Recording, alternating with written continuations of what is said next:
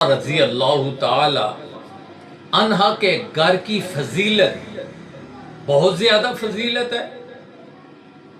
لوگوں کے گھر بھی ہوتے ہیں، کوٹھیاں ہوتی ہیں، بنگلے ہوتے ہیں، محل ہوتے ہیں۔ لوگ کہتے ہیں ہمارا گھر بہت خوبصورت ہے، آؤ دیکھو، وزٹ کرو، چیک کرو۔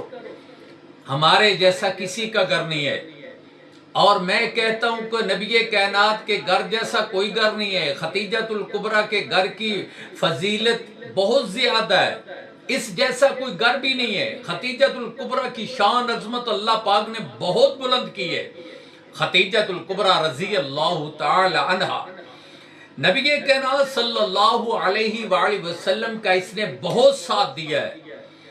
تو سیدہ خدیجہ کے گھر سے اسلام کا نور چمکا اور ساری دنیا کو منور کر دیا۔ تو یہ کوئی تعجب کی بات نہیں، یہ گھر زرخیز، پھولدار اور مبارک جگہ قرار پائی ہے۔ اس گھر کی ایک برکت تو یہ ہے۔ کون سی برکت؟ اس گھر کی برکت یہ تھی کہ حضرت خدیجۃ الکبریٰ رضی اللہ تعالیٰ عنہ خود اور ان کی صاحبزادیہ بنات رسول صلی اللہ علیہ وآلہ وسلم، اللہ کے نبی کی بیٹیاں، یہ سب سے پہلے اسلام لائی ہے۔ بلکہ ہر وہ شخص جو اس گھر کی چھت کے نیچے تھا، ایسے کہہ لے جو چھت ہے اس گھر کی، سیدہ خدیجۃ الکبریٰ کے گھر کی چھت جو ہے، نبی کائنات کے گھر کی چھت جو ہے، اس کے نیچے جو بھی ہے ان سب نے اسلام لایا۔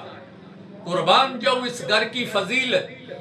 ایک دن نبی کائنات صلی اللہ علیہ وآلہ وسلم کے گھر میں رہنے والے، خدیجۃ الکبریٰ کے گھر میں رہنے والے کون؟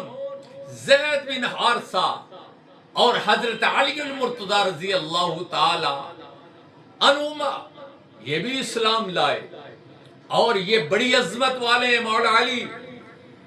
مولا علی کی شان بڑی ہے، زید بن حارثہ کا مقام بڑا ہے، اور یہ اس چھت کے نیچے رہے، خدیجۃ الکبریٰ کے گھر کی چھت کے نیچے۔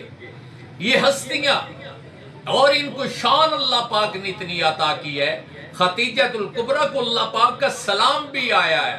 اب دیکھیں برکت والا گھر کیسے ہے۔ ایک دن نبی کائنات صلی اللہ علیہ وآلہ وسلم کے اوپر جب وحی آئی، جبریل امین آیا، آگر کیا کہتا ہے؟ اقرا۔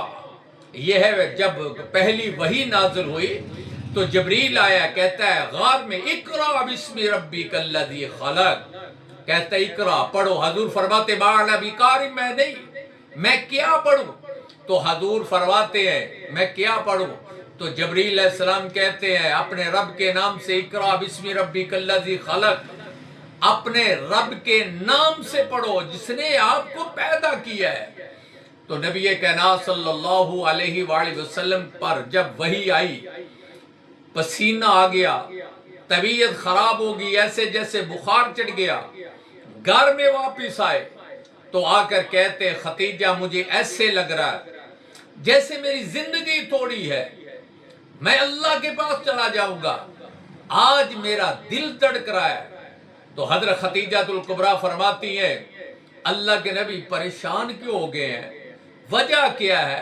حضور آپ پریشانی چھوڑ دیں، آپ نے رشتہ داروں کے ساتھ بھی اچھا سلوک کیا، آپ نے محلے والوں کے لیے بھی اچھا سلوک، دوستوں کے لیے، سب کے لیے اچھا سلوک کرتے رہے، اور سب کے لیے اچھی سوچ رکھتے آپ پریشان نہ ہو، اللہ آپ کو کوئی تکلیف نہیں دے گا۔ جب یہ کہا حضور کو خدیجۃ الکبریٰ نے گھر میں تسلی دی۔